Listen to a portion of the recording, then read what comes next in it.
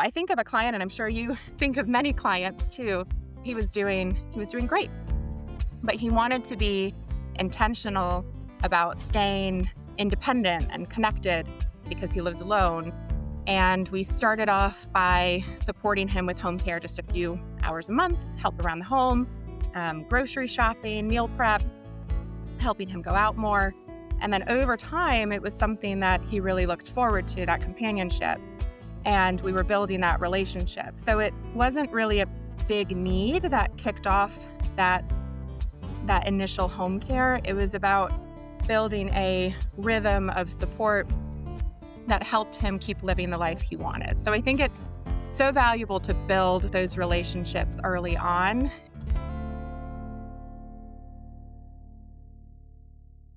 Hi, I'm Betsy O'Leary, publisher and host with Carolina Living Choices, and welcome to Ask the Expert, a series where we connect local, trusted professionals to talk about topics that matter most to our older adults and their families here in Western North Carolina. Today, we're continuing our conversation, Aging in Place series, focusing on how individuals and families can plan ahead to safely stay independent and confidently at home. Today, I'm joined with Jessie Bosshard, Executive Director of Givens Home First. She works closely with families and individuals around in-home care, aging in place, and coming up with great strategies on how families can do this. Jessie, welcome. Thank you for being here. We'd love for you to tell our readers a little bit more about you and Givens Home First. Yeah, Betsy, thank you so much for having me here. And hello, everyone, from wherever you are watching this. As Betsy mentioned, I'm Jessie, Executive Director of Givens Home First. And I first fell in love with Givens many, many years ago as an intern. And well before that, I fell in love with this space when I was training as a certified nursing assistant and really looked at, how can we do better for all of us. We're aging since day one, and it's really important that we're wrapped around supports that really matter. So Givens is a nonprofit. We're based in Western North Carolina. Last year, we celebrated our 50th birthday, and Givens consists of several life plan communities, affordable communities. We have a continuing care at home program called Givens Choice, a philanthropy foundation, and then I lead Givens Home First. This program is, in a nutshell, designed to help keep older adults healthy, happy, and safe at home. And we do this by providing home care and home modification services to folks in Western North Carolina. So I'm really thrilled to be here and look forward to having this conversation. Wonderful. I love what you just said. We're all aging when we start. I just love that. So many people think we don't talk about aging. And I'm like, Mm. but we need to because I'm Oh, aging, absolutely. you're aging, we're all aging. And so I think Mhm. it's an important conversation. So thanks for joining us today. What are the first steps someone should take if they want to age in place safely? And confidently. I think that's important too, because Mhm. I think there's a fear factor. So, what first steps can someone take? May it be the actual person staying at home, Jesse, or maybe the family or the caregivers? Yeah, no, absolutely. I think, Betsy, it's really important that we spark the conversation early on. And actually, I would approach it a little differently than some might expect. It's not just about care needs, it's really about how we want to live, what brings us joy every day. Maybe it's spending more time with friends, being outside, going on a walk with your dog, focusing on hobbies. And at the same time, it could be that actually we want to cut back a bit on things like cooking and laundry, just managing the home. And that's where I think aging services can really help early on and in small ways. So, of course, a lot of my world is based on home care, and I think it's really important to know that home care isn't just for when something goes wrong. It's about protecting your time and your energy for what really matters, what keeps you well. And so I think of a Exactly. client yeah, no, I think of a client, and I'm sure you think of many clients too, um, where the client I'm thinking of, he was doing great, but he wanted to be intentional about staying independent and connected because he lives alone. And we started off by supporting him with home care just a few hours a month, help around the home, grocery shopping, meal prep, helping him go out more. And then over time, it was something that he really looked forward to, that companionship. And we were building that relationship. So it wasn't really a big need that kicked off that that initial home care. It was about building a rhythm of support that helped him keep living the life he wanted. So I think it's so valuable to build those relationships early on. And I think, as things change, it's not like we're starting from scratch. So I always also, and we'll get to this, Betsy, but I always recommend a home safety evaluation by a certified aging in place specialist as well. We offer it in Home First. I know you are also CAPS trained, Betsy. And so I think both of us know how a thoughtful look at the home environment, your home environment, can really make a huge difference. Absolutely. And that's really powerful early on.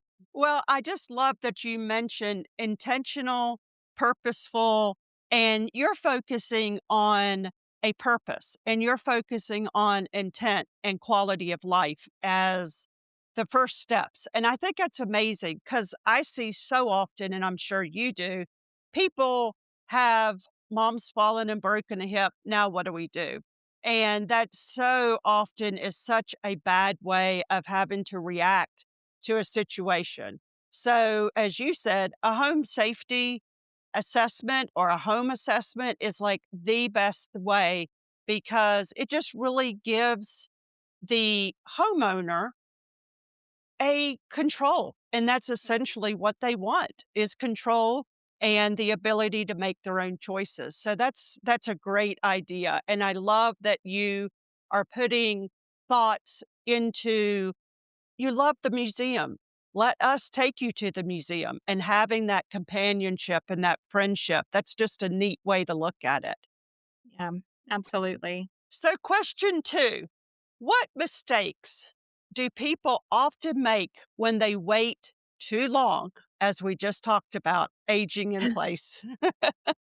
Yeah. I mean, I think you just nailed it on the head, Betsy. I think the biggest challenge, one of the biggest challenges is really just waiting until something happens and reacting to a fall, a hospitalization, a sudden change. And when that happens, decisions have to be made really fast and often under a lot of stress, which really limits your options and means that you can't be as creative. So Right. we see this happen a lot. Families reach out after a hospital stay when everything feels and in reality is super urgent. Suddenly they need caregiving, they need grab bars, they need to lower their bed, and right now or yesterday, right? Yeah. So we step in and help, of course, but those moments are a lot more stressful. There's less time to explore what might be best for them long term. And then I think another misconception that we talk about a lot within the Gibbons Home First realm is this idea that it's all or nothing, or that, one size fits all. And aging in place, we're all on our own journey. And it means that, or it doesn't mean huge renovations or full time caregiving.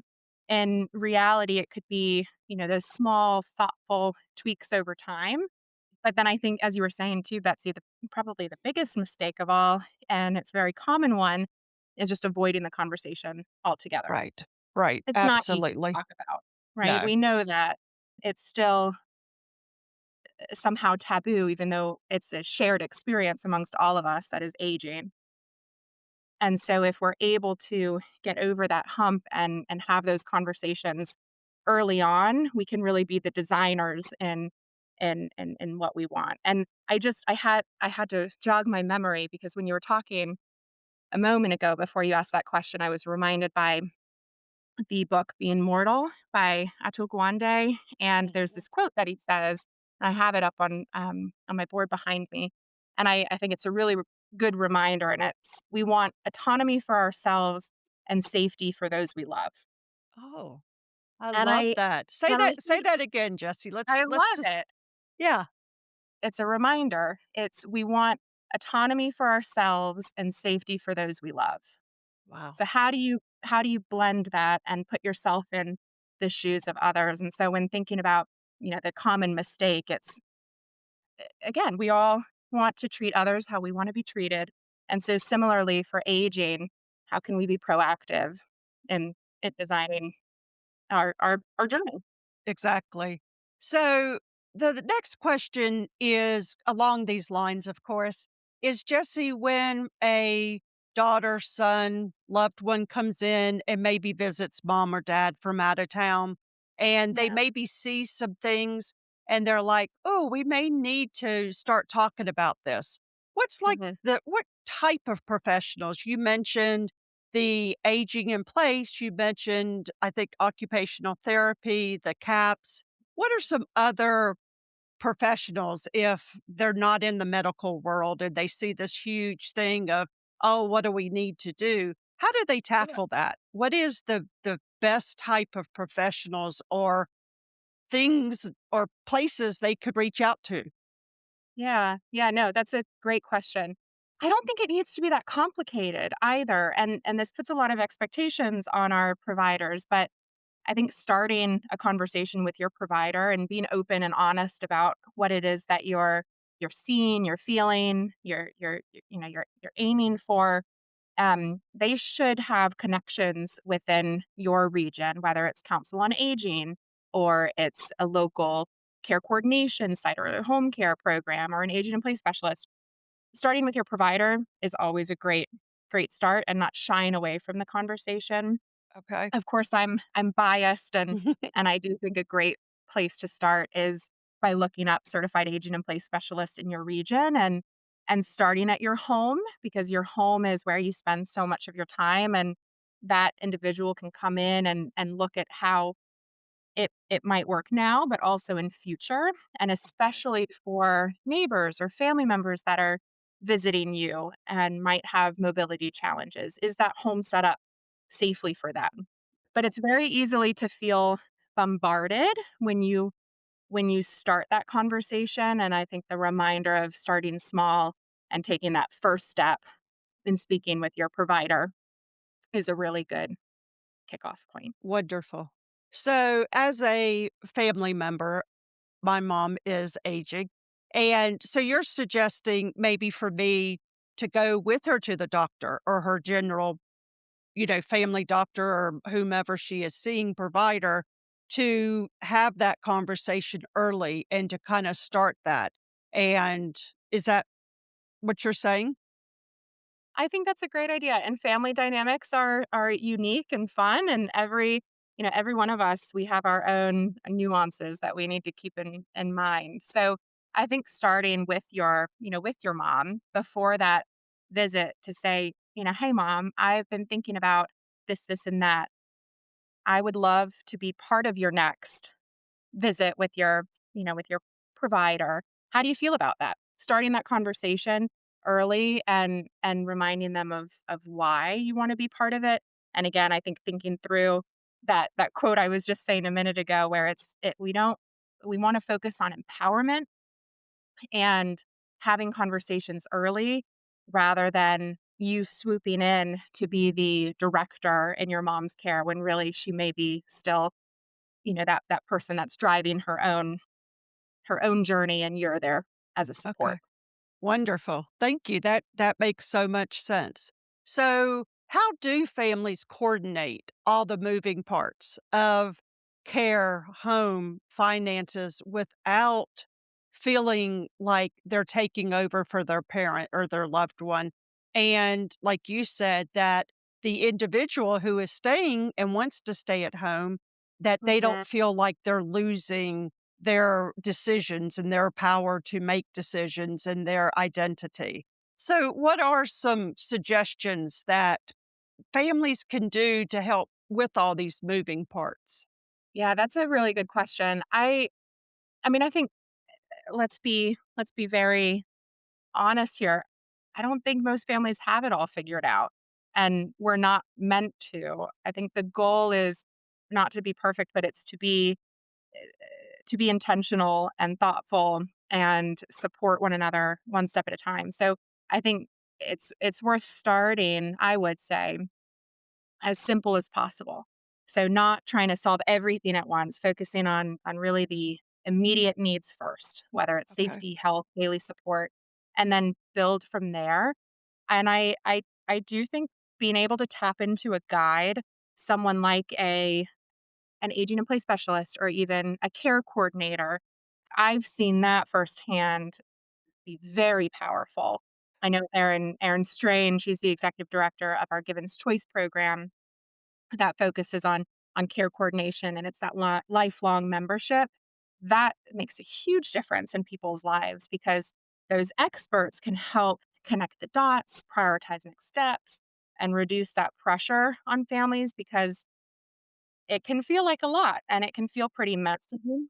And so I think simplifying it as much as possible, focusing really on, kind of as I was saying at the beginning, on what brings us joy and how can we best maintain that would be a really good starting point. Wonderful. And you mentioned earlier in our conversation about starting small. And I think that's a mistake a lot of people make is they think they need to have somebody come in, a caregiver or someone come in immediately and take over everything.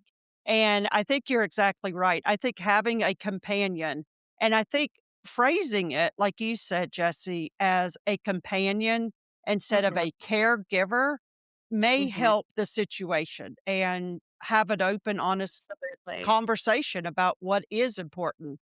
It may be having somebody just a couple of hours a month, that it Mhm, doesn't need to be 40 hours a week starting out. absolutely. I think that's a great, great suggestion. Absolutely. Oh, good. So That's thank what you. so what else what does a well thought out aging in place plan actually look like? Mm. Oof. I'm puzzled. Um, I Well, it's yeah, messy because we know well, life is messy. and it's unique. I think that's the biggest thing. It's tailored to every person. And so my mind is racing a million million miles per hour because I'm thinking of what, a plan for one of our clients is night and day from a plan for another client. And so I don't have an answer for that. It's more, again, thinking through each individual, understanding again that no one size fits all.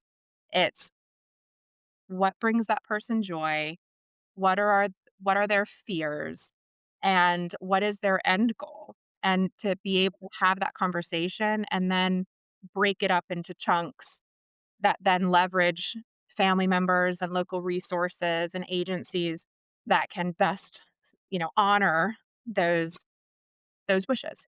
Okay. I know. I think that's a great answer because I think the answer is that there's not a perfect aging in place plan. Because I think, as you said, everybody's an individual and what brings them joy, purpose, what are their needs, what are their goals, what are their expectations. And I think that's what we need to remember as aging in place professionals as we are, but I think also for the families that they need to realize that you and I, and the other experts on the panel, aren't going to come in and say, here you go. This is your plan, A, B, Mhm. C, D, and it goes Check it off. straight. It's Yeah. it's A to Z to M to Sometimes A. yeah, exactly. Yeah, Going all over exactly. the place. And I think that's one thing that I see a lot is when I have done home assessments is people are like, "Well, what do we need to do to fix this? What do we need Mhm. to do a plan?" And I'm like, "This is the plan. We are doing Mhm. it. Like Yeah. you're already doing quote aging in place plan and by having a conversation is part of that plan. Is just Absolutely. opening that conversation and saying, "Mom, dad, uncle, loved one, what do you see yourself doing in 5, 10 years? Would you say that's a great question to ask them? Or how would you phrase that question to start the conversation of aging in place? Yeah. No, I think that's good.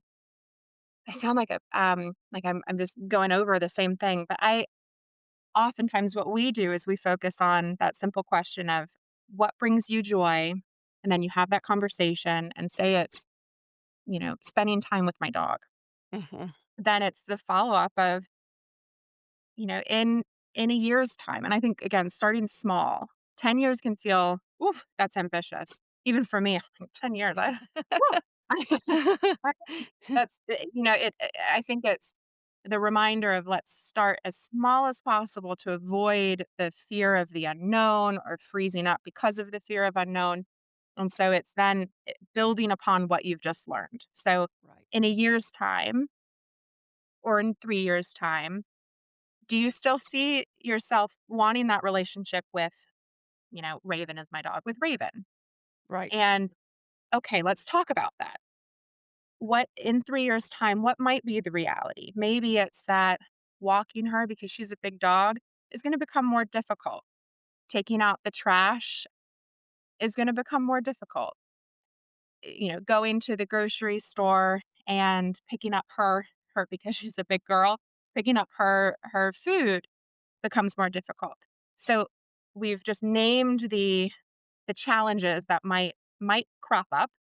Then let's look at how can we resolve those? For right, example, it might be that home care comes in and helps walk her for you and completes the errands of shopping for her food. We walk a lot of dogs and we skip a lot of kitty litters.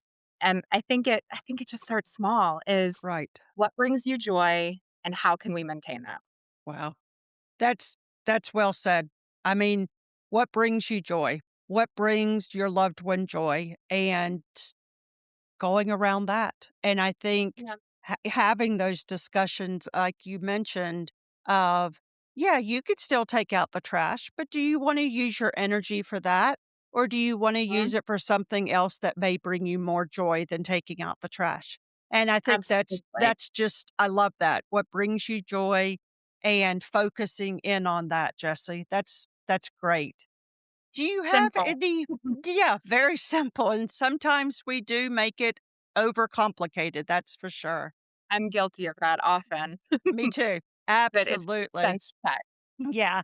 Jesse, do you have any other thoughts that you would like to share with our readers of aging in place and any other just, "Hey, I wish you knew," or "I want Hmm. them to know." I think, bringing putting joy and purpose intent is a great idea, and I just wondered if you had anything else you'd like to share.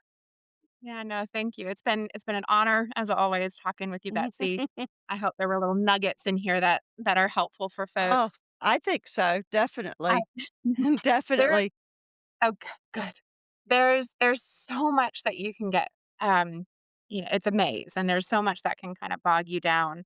And and so I would even say, like, for folks is maybe like you, Betsy, saying that you're supporting your mom, but maybe just maybe you're not yet ready to have that conversation with her. I think leaning on your friends, your family, and like a sister or a really close friend to be able to talk through it is a really good starting point because again, aging is a shared experience, yet it's still very taboo when it Mhm. comes to addressing the reality of it all. And so I Absolutely. I think that would be my biggest thing is just don't shy away from those conversations. Start them early and build upon it. And within excuse me, within Gibbons Home First, we have, on our website, we have a blog that we try to post pretty regularly. Sometimes you'll see a lot, and then others it will be a little desert.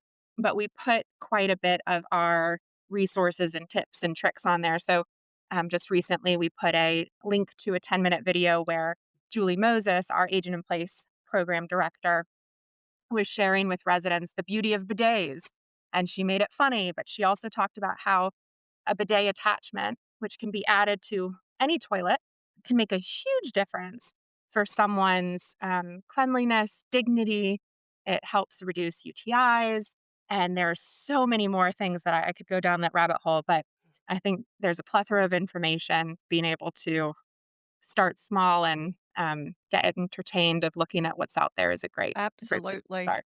Jesse, is there a support group for caregivers so they could lean on others that have been down this journey and this path? So within Great question. I believe you're meeting with someone from Land of Sky soon Hmm. too I for Ask the am. Experts, Ann Yeah. Tucker. She'll have some really good ideas. I know Wonderful. uh, that she has resources. I'm familiar with memory care. They have Hmm. a caregivers college and they have quite a few support groups within our Givens world.